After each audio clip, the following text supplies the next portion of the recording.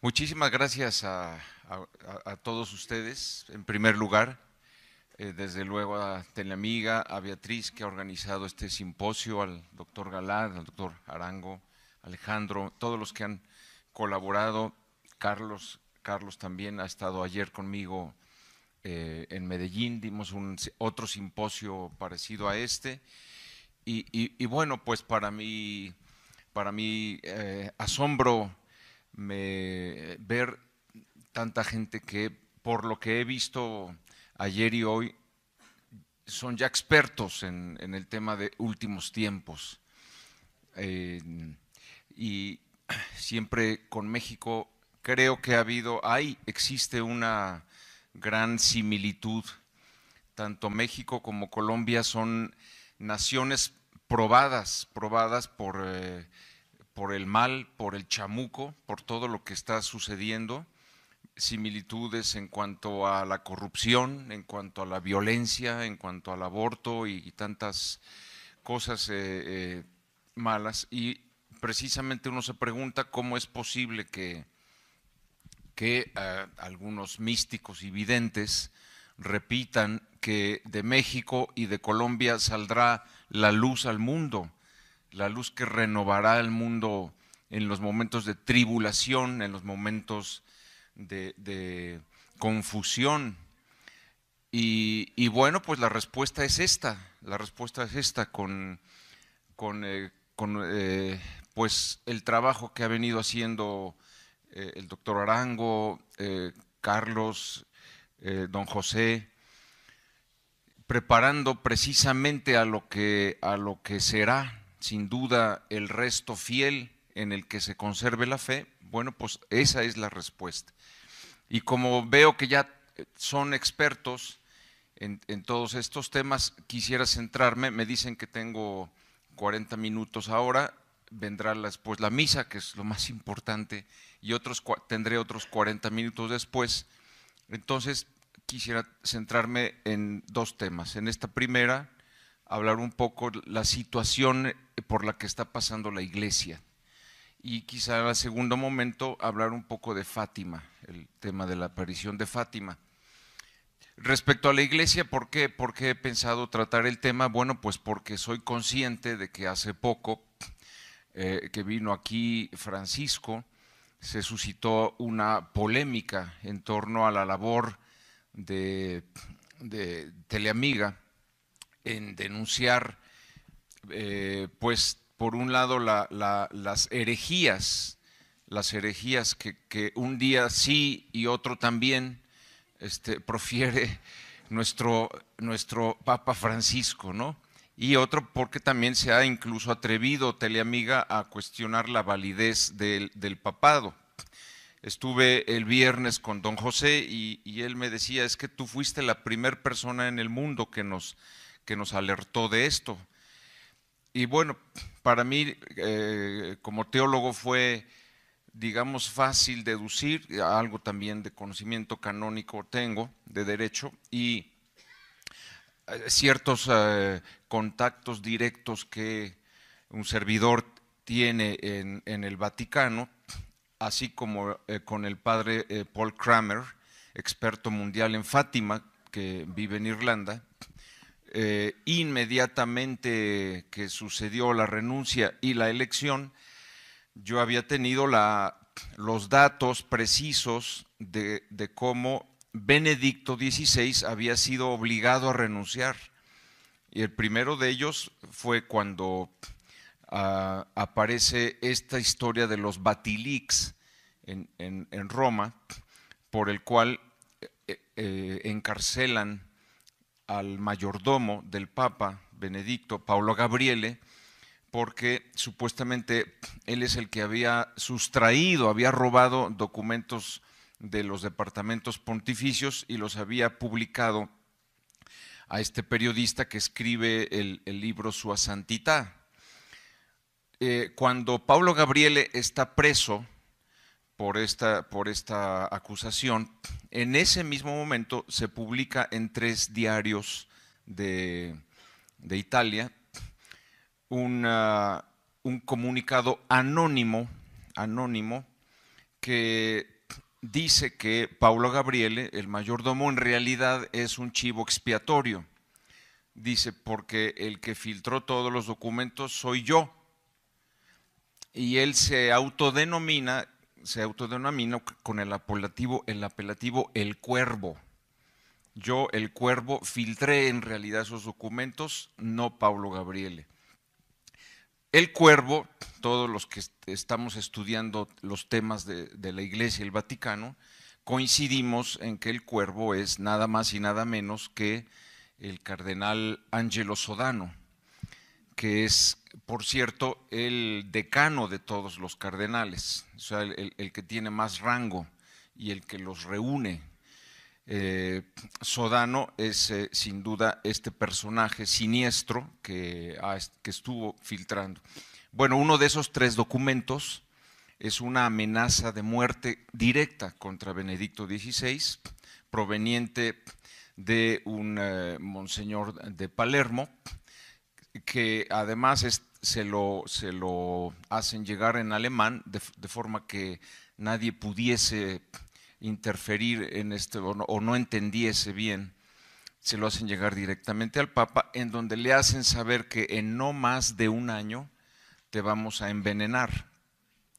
Benedicto XVI se toma muy en serio esta amenaza, tanto así que forma una comisión de 3 cardenales que les da la misión de investigar de dónde viene esa amenaza de muerte y si es real, es decir, si tenía que tomarla en serio.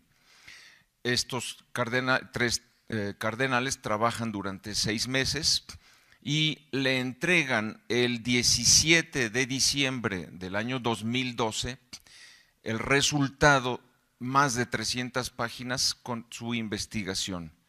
Y en pocas palabras le dicen: la amenaza es real, te van a asesinar, te van a envenenar en no más de un año. Esto es el 17. Tengo este contacto directo que me confirma que al día siguiente le habló al vicario de Roma y a su hermano, que es un sacerdote, y le dice: acabo de tomar la decisión de renunciar. Es decir, antes de las Navidades de 2012, él ya había tomado la decisión de renunciar, aunque lo anuncia hasta el 11 de febrero. Bueno, hay prueba más evidente de que él tomó esa decisión en base a esa confirmación de una amenaza de muerte. Vinieron después amenazas todavía más fuertes, como la amenaza de cisma, es decir, un grupo de cardenales, en su mayoría alemanes, que le hacen saber que tenemos ya más de 2000 firmas de sacerdotes, obispos y laicos dispuestos, si tú no renuncias, y todo tu equipo de la Secretaría de Estado, con el cardenal Bertone a la cabeza, si tú no procedes ya a actuar, a separarte, tenemos ya las firmas para formar una nueva iglesia separada de Roma. Es evidente que para mí esta amenaza fue la que más le llegó. No creo que Benedicto tenga miedo de dar la vida, porque eso es lo que significa el cardenalato, estar dispuestos a derramar la sangre, de ahí el color rojo, derramar la sangre por Cristo.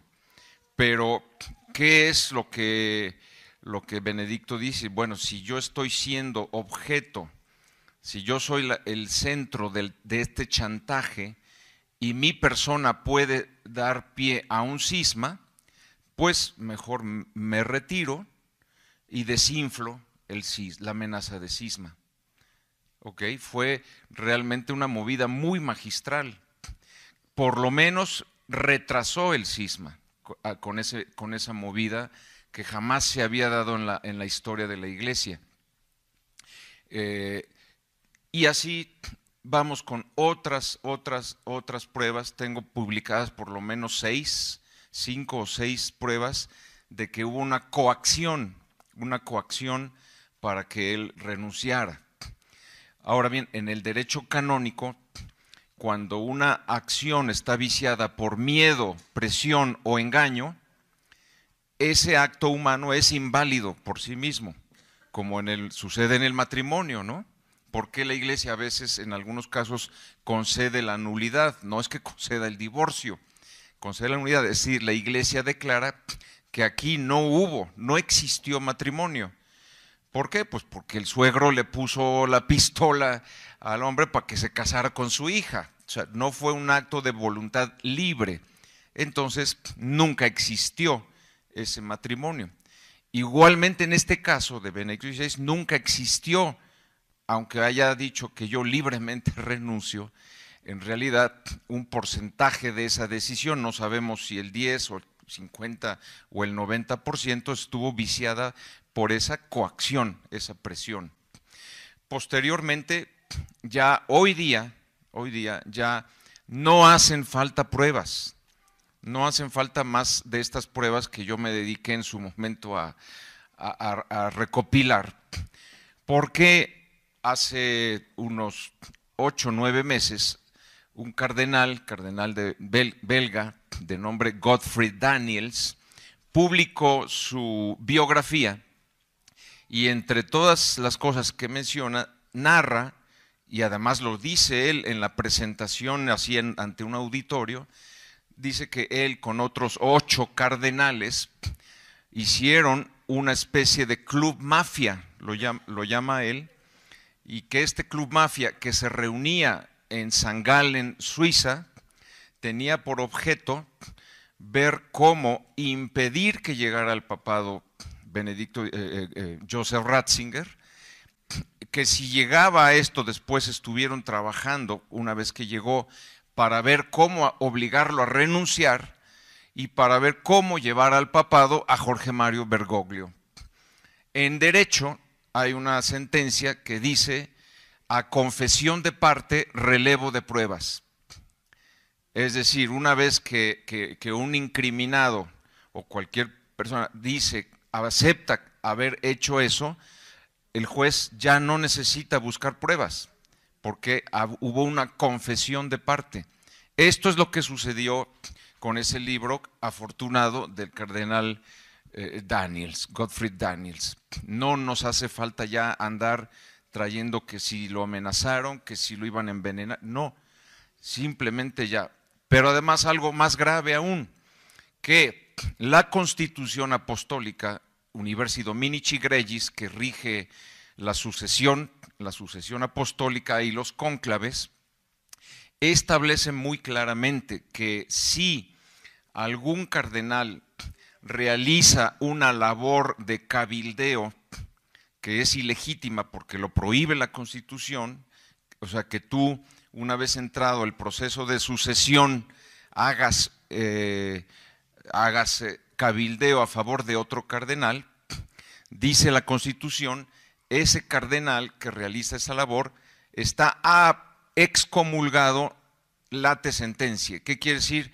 Que se excomulga sin la necesidad de declaración de nadie en ese momento en que realiza la labor de cabildeo. Y más aún, la persona que recibe ese cabildeo a su favor, el cardenal que recibe a su favor ese cabildeo ilegítimo, está también excomulgado. Quiere decir que antes del cónclave ya Jorge Mario Bergoglio y estos cardenales estaban excomulgados, estaban fuera de la iglesia. Entonces, esto es muy importante para tenerlo en cuenta porque precisamente ahí viene la confusión. Volviendo al tema de esta jugada magistral de Benedicto XVI, digamos que lo que él hizo es muy importante entenderlo. Y para ello hay que tomar el discurso de despedida de la curia. Es importantísimo. El 11 de febrero de 2013 es cuando él anuncia al mundo que va a renunciar el 28 de marzo, ¿te acuerdas, no? Bueno, el día anterior a tomar el helicóptero e irse de vacaciones a Castel Gandolfo, tiene un discurso importantísimo en el que se despide de toda la curia. Están reunidos todos los cardenales, obispos, sacerdotes de la curia vaticana. En ese discurso hay un párrafo, en latín es el párrafo 9, en donde él dice, agradece a Dios nuestro Señor haberlo elegido en el 2005 como vicario de Cristo, ¿sí? A llevar en sus hombros el munus petrinus, es decir, el cargo de Pedro, de ser sucesor de Pedro, y dice, pero a ese cargo, ese munus petrinus, de ser el vicario de Cristo, no se puede renunciar, es algo que se lleva hasta la muerte. No hay más, no puede haber más retorno a lo privado. Y párrafo siguiente dice, yo renuncio al munus administrativus, es decir, a los cargos administrativos del papado. ¿Ok? Digamos que lo que hizo por primera vez en la historia Benedicto XVI es crear la figura parecida, salvando las diferencias, pero básicamente lo que hizo Benedicto es crear, como existe en Inglaterra, como existe en España, la figura del rey que lleva la soberanía, etcétera, y la figura del primer ministro, que es el que lleva el gobierno administrativo del gobierno. Eso es lo que él creó con ese discurso. Y después, acto seguido, es donde dice, y por tanto, o sea, porque todavía sigo siendo el vicario de Cristo, porque todavía sigo llevando el munus petrinus, por tanto, voy a seguir llamándome papa, con el apelativo su santidad, seguiré vistiendo de blanco, seguiré llevando en mi escudo las llaves de Pedro y seguiré con el anillo papal, que Bergoglio no usa, él no lleva el anillo papal, lo sigue llevando Benedicto. Entonces, ese discurso es clave para entender la situación que está sucediendo en la Iglesia. Yo creo que hasta ahí, digamos, la cosa está bien. Qué bueno que Benedicto XVI, que es realmente muy inteligente, en lo personal, considero que es el más grande teólogo que ha habido en la historia, incluso por encima de Santo Tomás de Aquino. Así yo lo considero a Benedicto, la mente tan brillante que él tiene. Esta figura que él creó estaría perfecta de no ser por la situación que todos ya conocemos. Es decir, que la elección del que sigue después de él, Jorge Mario Bergoglio, está muy viciada y lo convierte, podría ser un perfecto papa, administrador del papado, pero por la situación que se dio de irregularidades canónicas, en realidad lo convierte toda esa realidad en un antipapa. Y aquí quisiera yo hacer una precisación que también creo que es importante. Cuando se habla de antipapa, la reacción, muchos inmediatamente creen que es algo negativo. ¿Por qué? Pues porque lo relacionan probablemente con la palabra anticristo, ¿no? Bueno, no necesariamente un antipapa es alguien malo. En la historia de la Iglesia han habido 38 antipapas, ¿sí? Contando a Jorge Mario Bergoglio, y muchos de esos antipapas han hecho mucho bien a la Iglesia. Incluso existe un antipapa santo que es San Hipólito de Roma, allá en los primeros siglos de la Iglesia, cuando encarcelan al Papa, y entonces este grupo de obispos dicen, pues no puede la Iglesia quedarse sin Papa, ¿qué vamos a hacer? El Papa está encarcelado, y eligen a Hipólito, al obispo Hipólito de Roma. Y Hipólito acepta la nominación y finalmente pues él empieza a gobernar la Iglesia, ¿sí? Sufre el martirio, etcétera. Bueno, el punto es que en ese momento nadie discurrió que aunque el Papa esté preso, no podemos elegir a otro porque el papado, el cargo petrino, como lo dice Benedicto en ese discurso, es ad vitam, es para toda la vida. Entonces, pues no había claridad de esta cuestión, de esta situación. Entonces tenemos a un antipapa que es santo, San Hipólito de Roma. Entonces, ¿qué implica la palabra antipapa? Lo único que implica es que hubo una irregularidad canónica en su elección. Eso es todo. ¿Ok? Ahora, viene el otro aspecto, el de la herejía, que en esta situación se está juntando. Digo, tenemos ya un antipapa porque fue electo no canónicamente, porque estuvo excomulgado antes del cónclave, pero además resulta que nos encontramos con que un día sí y otro también va soltando herejías y disparates, ¿no? Como a la que soltó aquí en Colombia hace poco, de que por las venas de Cristo corrió sangre pagana. O sea, con esa sentencia tiras abajo todo. O sea, el dogma de la Inmaculada Concepción de María, el dogma de la encarnación por el Espíritu Santo, ¿no? Tiras abajo la redención misma, todo, tiras abajo como 10 dogmas, nada más por esa frasecita que, pues claro que no, ¿cómo va a correr si la Inmaculada fue preservada del pecado original y fue la encarnación, obra del Espíritu Santo? La sangre de Cristo es divina por los dos lados. ¿Cómo dices que sangre pagana corrió por sus venas? Tiras abajo todos los dogmas. Pero bueno, lo que sucede es que, pues como la inmensa mayoría de los católicos no lee la Biblia, no lee el catecismo de la Iglesia Católica, pues estas frases se le hacen como muy simpáticas, ¿no? Muy ocurrentes. No. Bueno, en este caso de la herejía dicha por un papa, también hay que matizar, porque hay una doctrina que dice que en cuanto un papa pronuncia una herejía, en ese momento deja de ser papa. Aquí hay que aclarar que esa sentencia que más o menos prevalece en la teología es muy reciente, es de San Roberto Bellarmino en el siglo XVI y de otros seguidores. Sí se puede dar, porque muchas veces pregunta la gente, ¿puede algún papa caer en la herejía? Sí puede caer en la herejía, y hay varios papas que han caído en la herejía. El primero de ellos, que por cierto hay mucha similitud con lo que está sucediendo en estos momentos, fue el Papa Liberio. Y este caso es muy importante porque se está repitiendo hoy.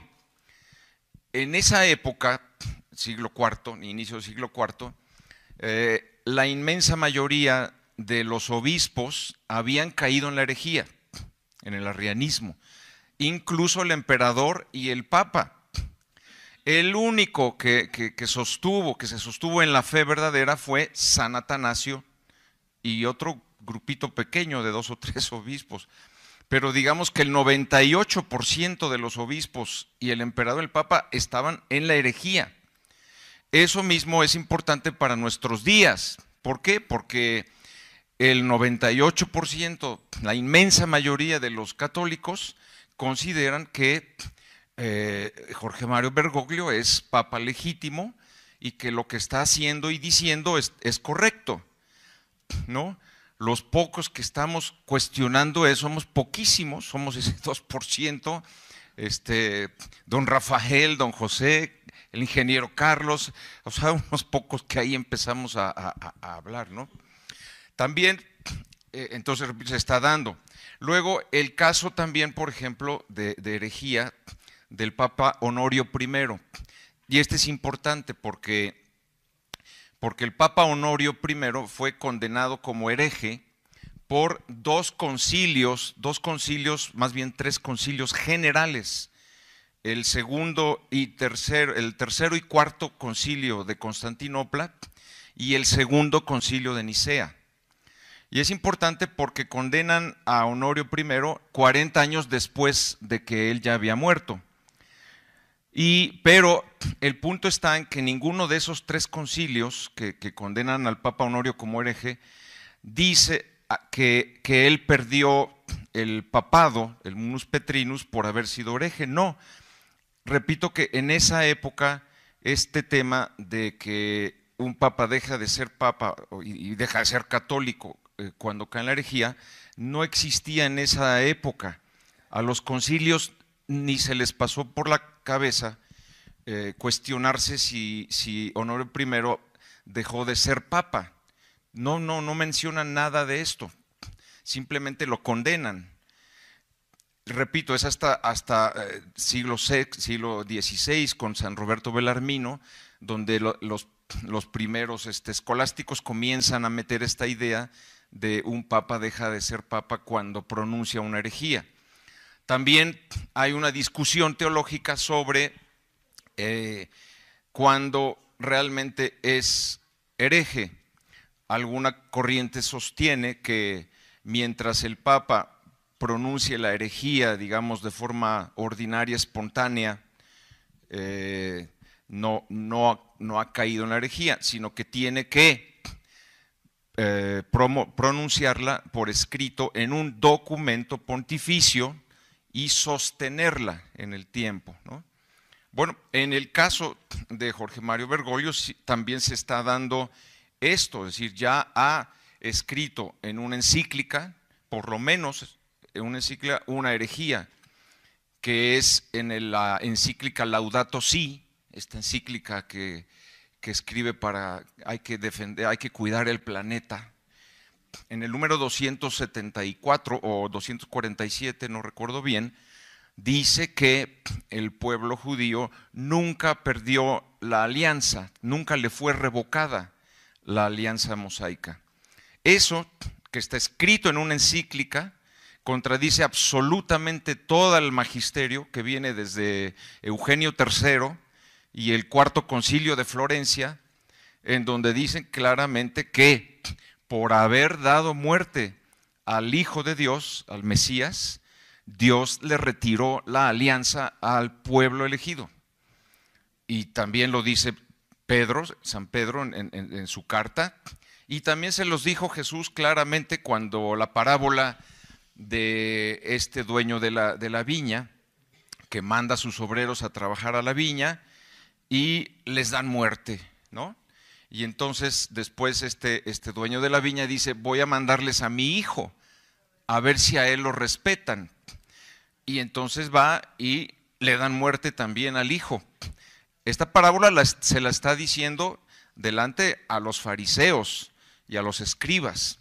Y termina la parábola y les dice, por ello, o sea, por haber dado muerte al hijo, les será quitado el reino y se les entregará a otros, a los gentiles, ¿no? A nosotros. Claramente es evidente por las escrituras que Dios retiró la alianza al pueblo judío.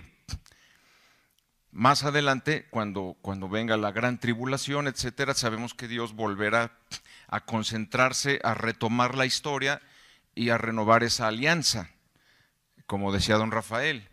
Pero en este momento está retirada. Bueno, esta herejía está en una encíclica, contradiciendo todo el magisterio de la Iglesia. Y así podríamos seguir adelante, ¿no? Entonces, esta es la situación. Termino, porque ya viene la Santa Misa, hay que prepararnos, simplemente diciendo, mucha gente me pregunta, bueno, ¿y por qué esto que dice usted y que dice don Rafael, Carlos, don José, y por qué no la dicen los sacerdotes, los obispos? Bueno, aquí yo, porque conozco varios sacerdotes, etcétera, con los cuales compartimos todo esto. Mira, no lo dicen en gran parte porque tienen miedo fundado de que les corten la cabeza, ¿ok? Porque ya se ha dado en varias diócesis, en varios países, en donde no solamente les retiran las credenciales, es decir, ya no pueden oficiar, sino que incluso los mandan al manicomio. O sea, casos, por lo menos que yo conozco 2 en Italia, en donde los han enviado al psiquiátrico por recomendar el rosario, por recomendar la Eucaristía, la confesión, etcétera, al psiquiátrico. Entonces, hay mucho temor en aquellos que sí conocen lo que está sucediendo y por eso lo hablan, pero solamente en pequeños grupos, en grupos privados de mucha confianza, ¿sí? Y luego también, creo yo que también la inmensa mayoría que no ve lo que está sucediendo, no es necesariamente porque no quieran ver.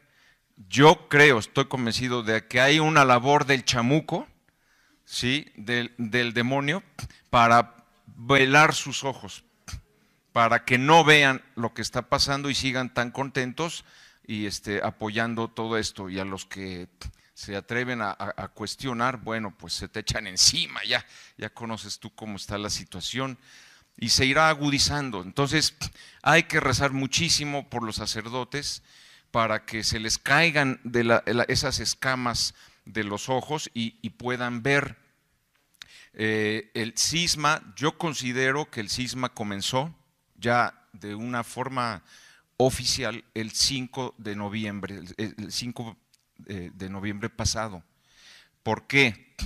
Porque en la conmemoración del 5º centenario de San Lutero, porque ahora lo quiere canonizar Benedicto, bueno, en el 5º centenario de este hereje, hubieron, sobre todo en Europa, en varias basílicas, en varias iglesias, misas, entre comillas, de intercomunión.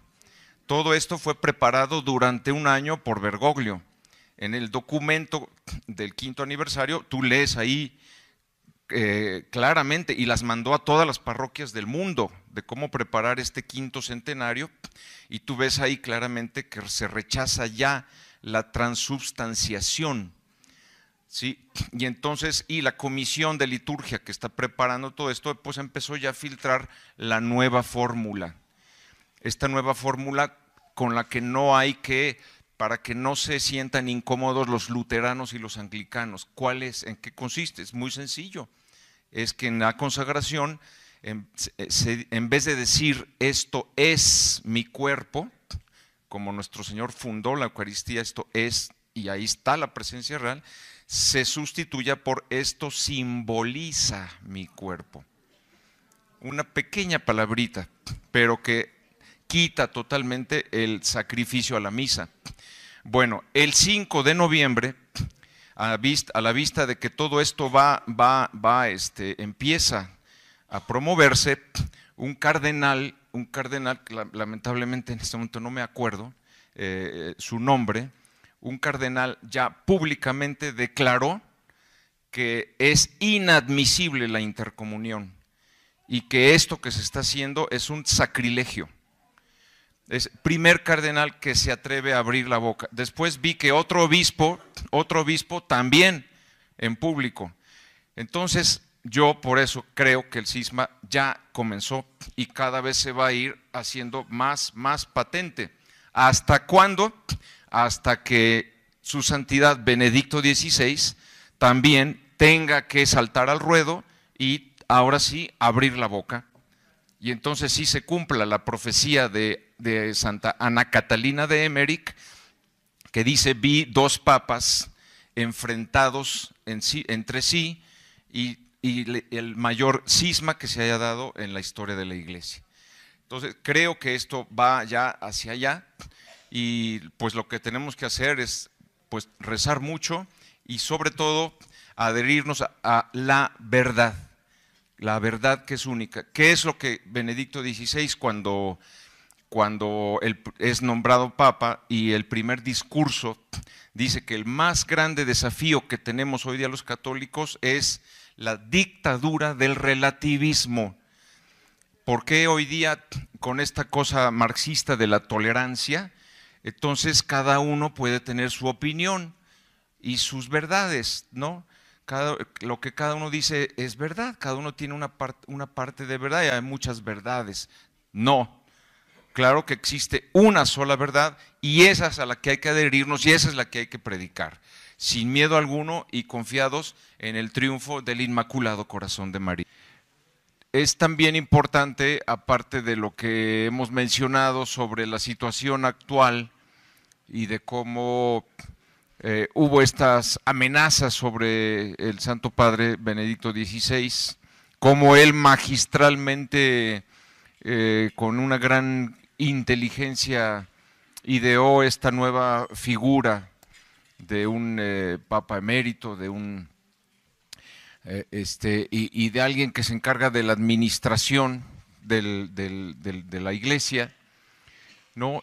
Es también importante aterrizar un poco y conocer qué hubo antes de esto hasta que llegara aquí, porque muchas veces se escucha la objeción, pero ¿cómo es posible todo esto que, bueno, ya me explicaste tú, ¿no? De que fue una renuncia inválida, ya me explicaste que hubo una serie de amenazas, también como que ya es fácil entender, según el derecho canónico, según la Constitución, cómo es que está prohibido y esto acarrea la excomunión, el hecho de hacer un cabildeo ilegítimo, ¿no? Y llevar de esta manera a alguien que, por cierto, el día que es electo, él dice en el aula Pablo VI, pues Dios los perdone por lo que han hecho. ¿Por qué habrá dicho esto, no? Pero es importante irnos un poco a la historia también para entender en qué momento está viviendo la iglesia. Y este punto se ha llegado porque ha estado planeado desde mucho tiempo antes. Mucho tiempo antes. Conocemos como la masonería, desde toda la historia, se ha fijado como objetivo principal el destruir a la iglesia. Y esto es muy importante porque la mayor parte de los historiadores cree que la masonería fue creada en el siglo XVIII, más o menos, ¿no? Con los Muratori y todo esto. No, en realidad la masonería fue creada en el año 43 después de Cristo, ¿sí? Y esto poca gente lo sabe. Hay un libro que es muy importante, que documenta todo esto y que se llama El poder de las tinieblas, ¿no? Es un libro chiquito, pero trae toda la documentación de cómo, después de que nuestro Señor Jesucristo, después de haberle dado muerte, resucita, entonces los apóstoles, y más después de la venida del Espíritu Santo, comienzan a actuar de una manera ya sin miedo, como debemos de predicar los apóstoles de los últimos tiempos, sin miedo y con decisión, el reino. Entonces los judíos, los jefes, las cabezas de los judíos de la sinagoga dicen, chin, pues nos salió peor haberle dado muerte, porque ahora los discípulos, que además han corriendo el rumor de que resucitó, y por todos lados empiezan a difundir su predicación.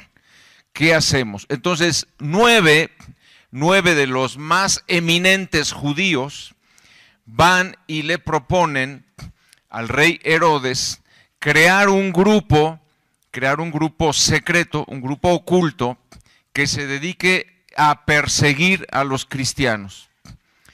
Y en la corte del rey Herodes, en el año 43, se crea la masonería con ese propósito. Cuando se funda, en ese momento, no se llamaba la masonería, se llamaba la hermandad.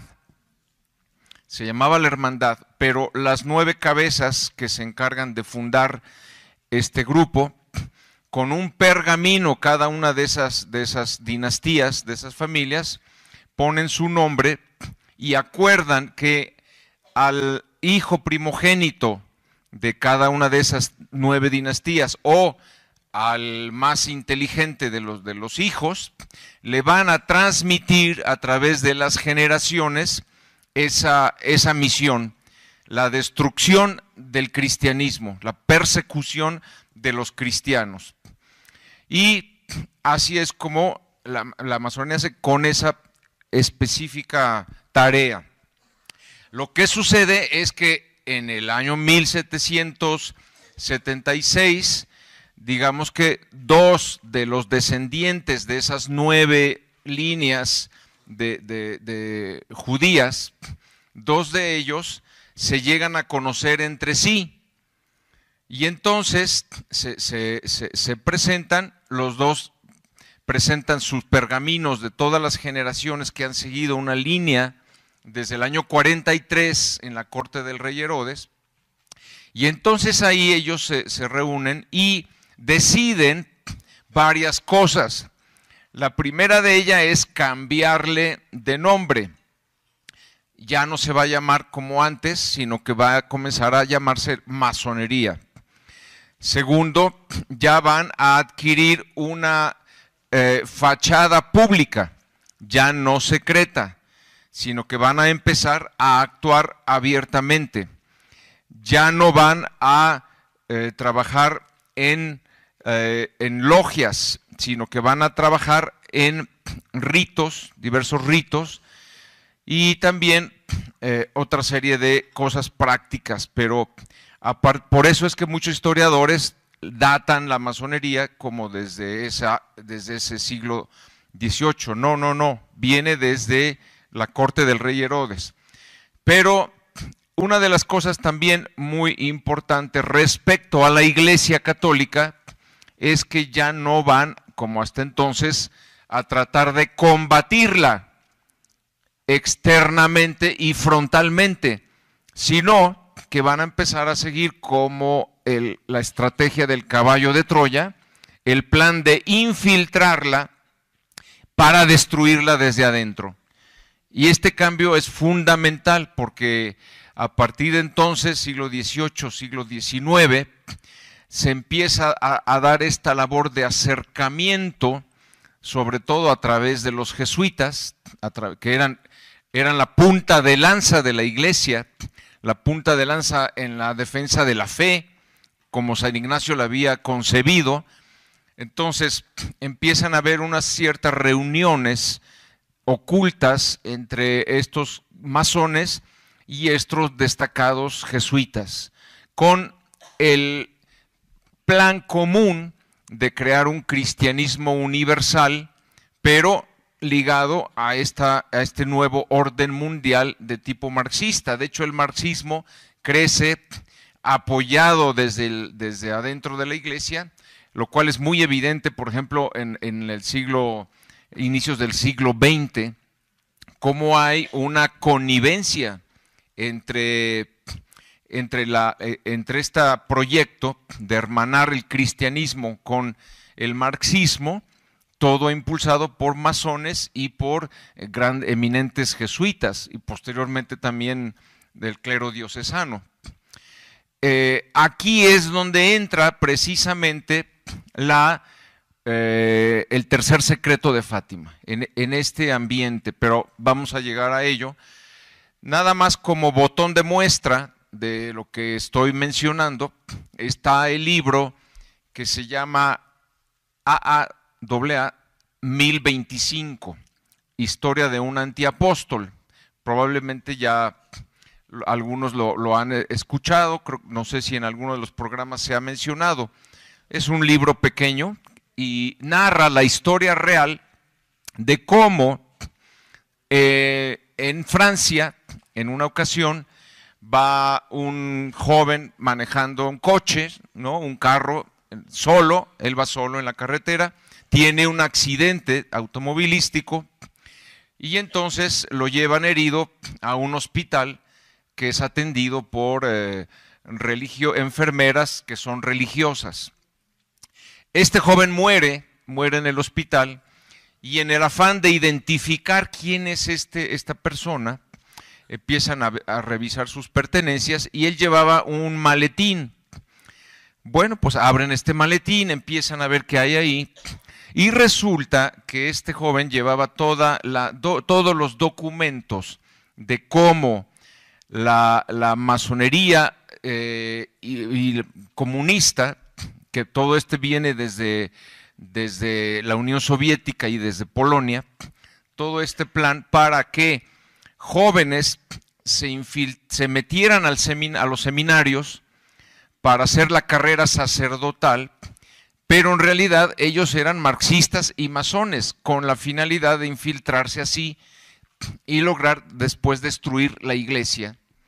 Bueno, esos jóvenes seminaristas, el libro se titula AA 1025, porque este joven era el número 1025 en haber sido infiltrado. Para que veas tú nada más cuántos no podrán haber estado infiltrados en esa situación.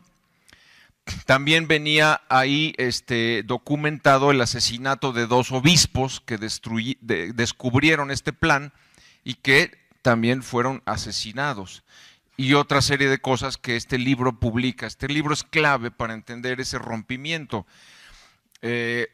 Bueno, pues esos sacerdotes que fueron infiltrados son hoy día los cardenales y los obispos que presiden en el Vaticano y algunos en algunas nunciaturas alrededor del mundo, o que han ido ya destinados a otras diócesis del mundo. Entonces, dentro de esta óptica de cómo la iglesia fue infiltrada y cómo los que están en la cúpula, en el vértice, ¿por qué se están encargando de destruir la fe? Pues por esto, porque esa es la misión por la que ellos luchan. Y esa también un poco la explicación, por ejemplo, de por qué el Papa Juan Pablo I fue asesinado allí dentro en el Vaticano. Porque precisamente a las 2 semanas, digamos, de que él es nombrado Papa, hay en Roma un periodista de nombre Mino Pecorelli, que él tenía su propio periódico, y entonces publicó la lista de miembros adheridos a la logia masónica Propaganda 2. Eran cerca de 500 personas, entre ellos grandes magistrados, grandes jefes del gobierno de Italia, banqueros, etcétera. Grandes personalidades en la masonería, y cerca de 130 eclesiásticos, cardenales. Entonces, cuando el recién nombrado Juan Pablo I le llega esta publicación y se entera de que está rodeado de masones, ¿no? Entonces llama al secretario de Estado, Jean Villot, y le dice: esto no está bien, sigue todavía vigente la excomunión para quienes pertenezcan a la masonería, y le advierte que él va a renovar la curia, mandando a todos estos masones a la Patagonia, la Conchinchina. Entonces, bueno, pues ahí es cuando el secretario de Estado, tú imagínate a qué nivel estamos ya hablando, Jean Villot, y junto con el encargado de las finanzas vaticanas, deciden, pues antes de que el Papa nos corte la cabeza, pues mejor se la cortamos a él, ¿no? Y no habían pasado más que 33 días de haber sido electo, cuando ya le estaban, sabiendo que él padecía de presión muy baja, le añaden en el té que él tomaba todas las noches, le añaden un vasodilatador muy potente, y esa es la manera en que le dan muerte al Papa, ¿no? Entonces, esa es la situación por la que está pasando la iglesia y con la cual podemos explicarnos un poco el porqué.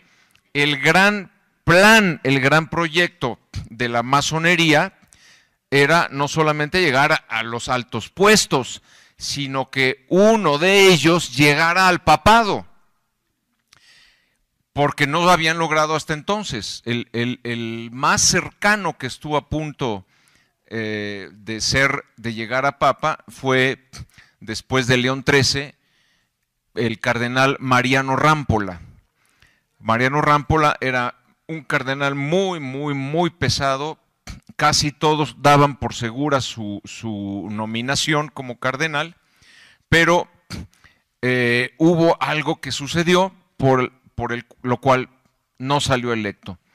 Y bueno, esto fue mantenido en los archivos vaticanos como algo muy secreto, pero ya años después, los historiadores, ya pudiendo tener acceso, se han enterado de que no fue electo porque llegó un veto contra él por parte del emperador de austrohúngaro, del imperio austrohúngaro, que como imperio católico tenía poder de veto dentro del concilio.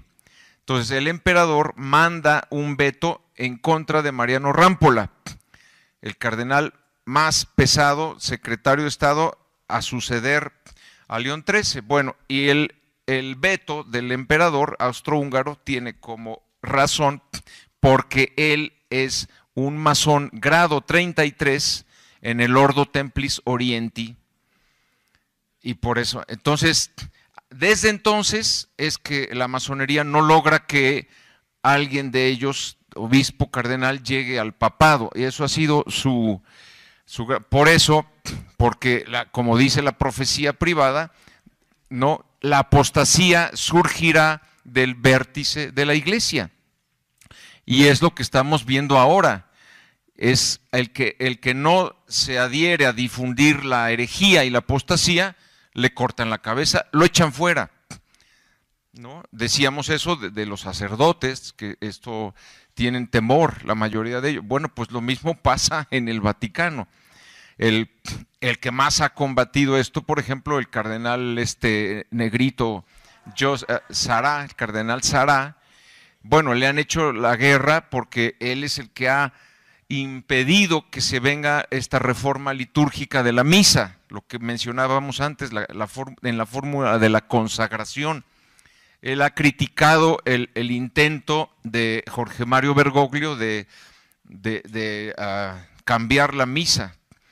Y ya anunciaron que el próximo mes de diciembre le dan una patada y lo mandan fuera, sin motivo alguno, porque su cargo dura hasta el año 2020, según lo que la Constitución de la Iglesia le da a esos cargos. Él tendría todavía al menos 2 años frente a esa congregación para la liturgia, pues ahora sin ninguna razón lo van a echar fuera. Y así, o sea, van como una planadora, subvertiendo la fe, destruyendo, minando los cimientos de la iglesia. Y aquí es donde se sitúa precisamente el tema de Fátima, que celebramos los 100 años de las apariciones, los 100 años del mensaje, porque ha habido una guerra para que no se dé a conocer jamás este mensaje que la Virgen dejó el 13 de julio de 1917. La historia, bueno, ya todos la conocemos, estos 3 pastorcitos en el pueblo de Fátima, de Fátima en Portugal, y que reciben esta aparición, estos mensajes de la Santísima Virgen el día 13 de cada mes, desde mayo hasta octubre. Y sabemos pues cómo la Virgen les dejó el 13 de julio este mensaje que se le llama secreto, pues porque la Virgen les dice no lo den a divulgar a nadie hasta que yo se los indique. Entonces mantienen en secreto este secreto, valga la redundancia, ¿no? Ese secreto está conformado de 4 partes, no de 3, sino de 4. Sí, hay manera de comprobarlo. Pero ¿qué es lo que sucedió? Que, bueno, los 2 pastorcitos, Francisco y Jacinta, mueren al año siguiente, a los 2 años, por la peste que hubo en Europa, la fiebre española, y entonces, bueno, pero la niña Lucía es la que sobrevive. Nuestro Señor la llama a entrar con las hermanas Doroteas como religiosa, y adentro sigue ella teniendo apariciones de la Virgen, muy importantes, las de 1920, 1925, las del 31, y así tuvo ella varias. Posteriormente toma los votos religiosos y es trasladada a España, a Galicia, a Pontevedra, en donde las hermanas Doroteas tienen ellas eran dedicadas a la educación, entonces tienen ahí escuelas, tienen convento propio de ellas.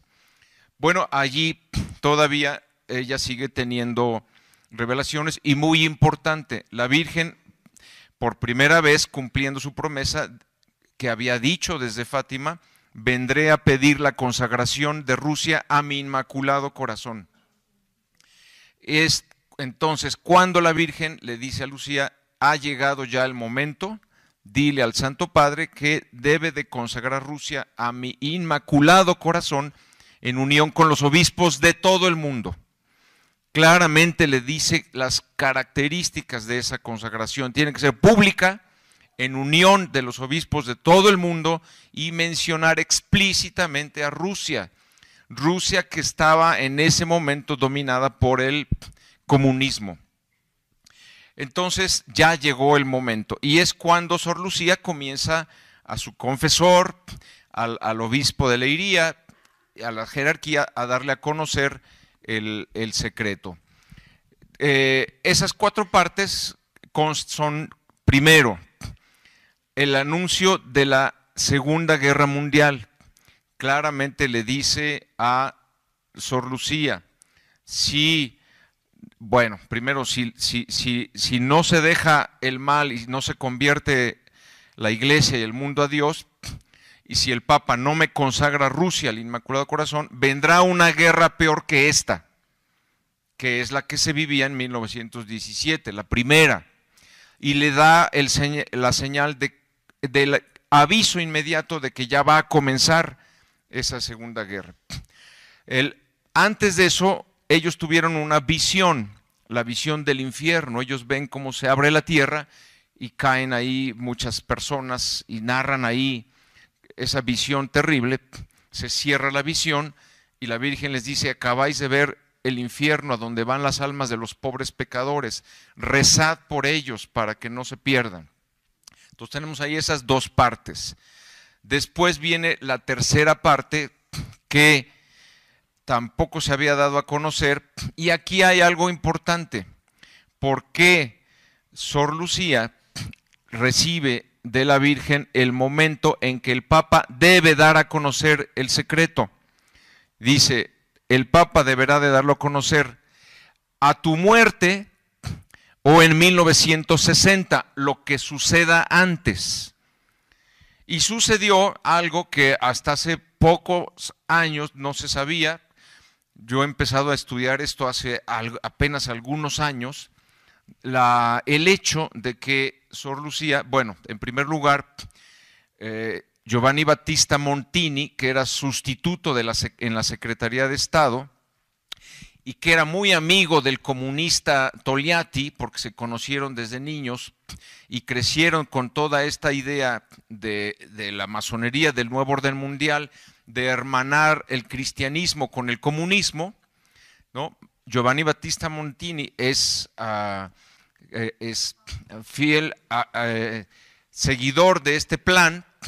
Entonces, como ya mucha gente acudía a Tui Pontevedra, Galicia, para visitar o estar cerca del convento donde estaba la hermana Lucía, entonces Giovanni Battista Montini la trae de nuevo a Portugal, pero la cambia de congregación, la saca de las Doroteas y la hace ingresar en contra de su voluntad a las Carmelitas de Clausura. ¿Por qué? Porque las hermanas de clausura nadie puede tener acceso a ellas. Entonces la aísla. Ella en su diario dice que en contra de su voluntad y está muy enojada porque cierto jesuita habla mal de ella y le hace calumnias y por tanto pues entra no solamente contra su voluntad sino además calumniada. Esto sucede en el año de 1948. Ahora, ella siempre fue muy precaria de salud, de hecho a veces tenía que tomarse pues vacaciones forzosas para recuperarse. En el 48, cuando entra a las Carmelitas, está muy grave, muy grave de salud. Entonces, sucede que inesperadamente ella fallece el 31 de mayo de 1949. ¿Ok? Y tan es así que cuando fallece, sin más, los carmelitas en el memoriale defunte de las monjas suben en el número, si no mal recuerdo, 265 de hermana carmelita fallecida y lo suben en esa fecha, sin pensar más en lo que había dicho ella, que la Virgen quiere que cuando tú mueras o en el 60 deberá el Papa darlo a conocer. Entonces, esto crea un problema inmenso para el plan de la masonería y en particular de Giovanni Battista Montini. Entonces, a este buen señor Montini se le ocurre, pues, no demos a conocer a nadie el fallecimiento de Sor Lucía y vamos a crear una hermana Lucía, es decir, una impostora. Entonces le piden a otra religiosa que haga el papel de la Lucía que sigue viva y feliz, ¿no?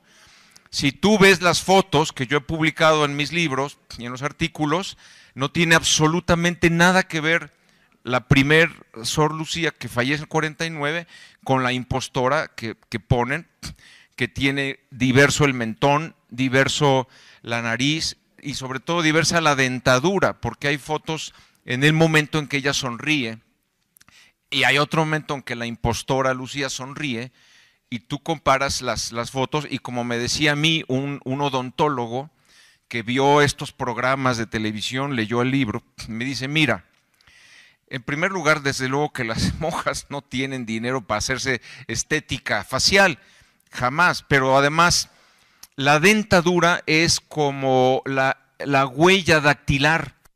Es una cosa tan personal que es imposible cambiarla. Tú ves la dentadura de la hermana Lucía Real, que tienen los dientes feos, todos chuecos, unos grandes, unos chicos, o sea, horrible la dentadura. Y la nueva Lucía que tiene los dientes perfectos, ¿no? Parece de dientes de modelo. Bueno, ahí empieza la gran historia de toda esta corriente interna del Vaticano, masónica, para que no se dé a conocer la tercera y la cuarta parte del secreto de Fátima. ¿Por qué? Pues porque de alguna manera estas dos, tercera y cuarta parte, dan a ver, ¿no? Ponen de manifiesto el plan que ellos tienen de llevar a uno de ellos al papado y de tomar el vértice de la iglesia. ¿Cuál es el tercero? ¿Cuál es la tercera parte? Bueno, esa parte ya se dio a conocer en el año 2000 por parte del cardenal Angelo Sodano, de quien habíamos hablado, el decano actual de todos los cardenales, que fue el famoso Cuervo, el que estuvo detrás de la presión para que renunciara Benedicto XVI. Bueno, este Cuervo, este cardenal Sodano, está también en el momento en que, en el año 2000, su santidad Juan Pablo II cree que ya llegó el momento de dar a conocer el secreto y le encarga al prefecto de la doctrina de la fe, cardenal Joseph Ratzinger, que lo dé a conocer. Y Ratzinger anuncia que en mayo, en que el Papa irá a Fátima, 13 de mayo, que en esa ocasión anuncia, se dará a conocer finalmente ya el secreto. Bueno, pues Sodano, tú imaginarás lo nervioso que se puso. El hecho es que le quitó a Ratzinger esa publicación y se le impuso y dijo, yo voy a hacer el anuncio, cosa que no le competía como secretario de Estado. El anuncio lo tenía que haber dado el prefecto de la doctrina de la fe, además por encargo del Papa. Bueno, Sodano, hay una declaración de Joseph Ratzinger que dio en EWTN en Estados Unidos, el canal de la Madre Angélica, en donde, hablando de este tema y de por qué él no dio a conocer, y dice claramente, porque Sodano me torció la mano. Así lo dijo claramente Ratzinger. Sodano me torció la mano. Entonces llega el 13, no se publica el 13, se retrasa la publicación, viene junio, se retrasa, hasta que finalmente el 20 de junio, sin más, Angelo Sodano agarra y entonces anuncia que ya se va a publicar y él lo da a conocer. Es esa tercera parte que dice Lucía, que vimos a un obispo de blanco, entre paréntesis, que teníamos el presentimiento, fuera el Santo Padre, huir de una ciudad en ruinas sobre los cadáveres de muchos sacerdotes religiosos y laicos, y después de esta huida de esta ciudad en ruina, que evidentemente es Roma, dice, posteriormente a esta visión, vimos después al Santo Padre subir una colina hasta los pies de una cruz enorme, en donde fue matado de flechas y balas, es decir, es asesinado. Ahora bien, Sodano, después de publicar esto, el problema está en que él da su interpretación, ¿no? Muy construida, muy rebuscada, muy todo, pero finalmente dice que esa visión de los niños de julio de 1917 se refiere al atentado que sufrió Juan Pablo II el 13 de mayo de 1981 en Plaza San Pedro, ¿no? Falsificando totalmente el contenido y creyéndonos ver la cara de idiotas, la verdad, porque ¿qué relación tiene el atentado con el contenido del mensaje? El Papa Juan Pablo II no salió huyendo de Roma, Roma no estaba en ruinas, ¿sí? No salió tambaleándose sobre los cadáveres de sacerdotes y laicos, y no fue asesinado posteriormente. No tiene absolutamente ninguna concordancia la tercera parte del secreto con la interpretación que Sodano le dio, falsificándola y queriéndonos engañar a todos. Ahora, posteriormente, ya siendo papa, en el año 2010, cuando también en una ocasión de un viaje a Fátima, el Papa Benedicto XVI declara, no sé si recuerdan el avión, si de ida o de regreso, dice el tercer secreto, o sea, que publicó Sodano hace 10 años, bien podría referirse a un acontecimiento futuro de la Iglesia, ¿sí? Desaprobando totalmente la versión fraudulenta de Sodano. Es una visión que todavía no se ha cumplido en la Iglesia. ¿Y qué consiste? Seguramente, probablemente, según se hace concordancia con otras revelaciones privadas, al momento en que o bien Rusia invadirá Europa, o bien habrá una sublevación islámica comunista en Europa, pero que entra hasta el Vaticano, por lo cual el Papa tiene que huir de Roma. Entonces, esto está por delante y probablemente tiene concordancia de tiempos con la guerra que se espera, la famosa guerra de Gog y Magog, la guerra de Ezequiel. Probablemente estamos hablando del mismo conflicto internacional que llega hasta el Vaticano.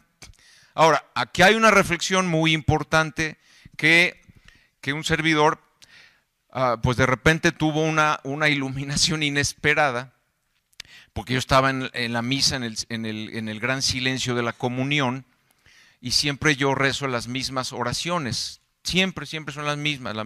Entonces yo estaba rezando en el gran silencio y de repente me vino una distracción muy fuerte y me dice, los dos huirán de Roma.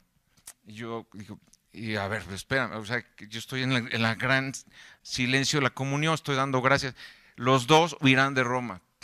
Y entonces, yo dije, pero a ver, ¿qué es esto? O sea, yo tratando de... Y total, en algún momento caí en la cuenta de que se refería a esto, precisamente al tercer secreto.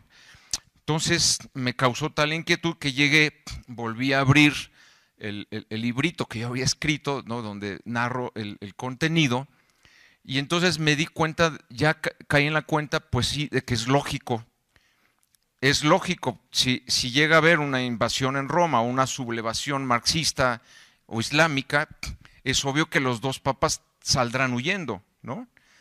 Ahora, pero entonces ya me expliqué yo por qué Sor Lucía dice, vimos a un obispo vestido de blanco, ¿no?, huir de Roma. ¿Por qué no dijo vimos al Papa huyendo de Roma? Pues porque evidentemente ellos no saben nada de renuncia, no saben nada de hay dos papas, no sé, ellos no saben nada, simplemente dice, vimos a un obispo vestido de blanco, los obispos no visten de blanco, por eso se le hace raro, ¿sí?, que teníamos el presentimiento que fuese el Papa, pero no tienen la certeza, es un obispo vestido de blanco, salir huyendo de una ciudad en ruinas sobre los cadáveres sacerdotes de muchos sacerdotes. Y después la siguiente visión dice, y vimos después al Santo Padre subir una colina, etcétera, etcétera, y ser asesinado allí. Ya sin duda alguna, ven que el Santo Padre es asesinado posteriormente a esta otra situación. Entonces yo dije, mira, o sea, ¿por qué ahora entiendo esta dualidad entre un obispo vestido de blanco y el Santo Padre que es asesinado después? Pues entendí yo todo esto que estaba en mi cabeza dando vueltas, los dos huirán de Roma. No sé si estoy yo atreviéndome demasiado, va a decir, es como el discípulo que dice cosas que luego no suceden, pero bueno, eso es lo que yo personalmente he reflexionado sobre esto. Ahora bien, de esa tercera parte, esa cuarta parte está totalmente vetada en el Vaticano, totalmente oculta. ¿Por qué existen 1, 2, 3 y separada esa cuarta parte? Bueno, porque la hermana Lucía, cuando recibe la orden de escribir lo que sucedió en 1917, tiene tan mal salud que no le alcanzan las fuerzas y solo escribe la primera, segunda y tercera parte en su diario.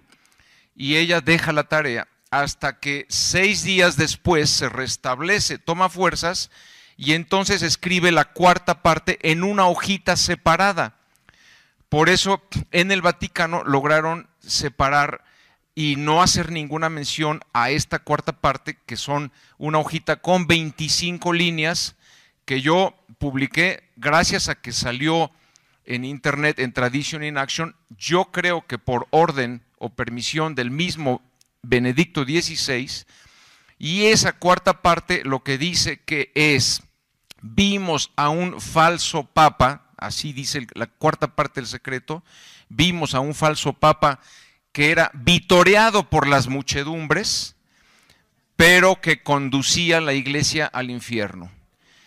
Y luego sigue con otras consideraciones bíblicas y de tiempos, pero es obvio que esta cuarta parte jamás va a ser dada a conocer públicamente, pero repito, hay testimonios, varios testimonios de obispos cardenales de la existencia de este documento separado en donde está escrita la cuarta parte del secreto de Fátima, y que es la que ya pone de total manifiesto la obra que está haciendo la masonería para destruir la fe y la iglesia desde adentro.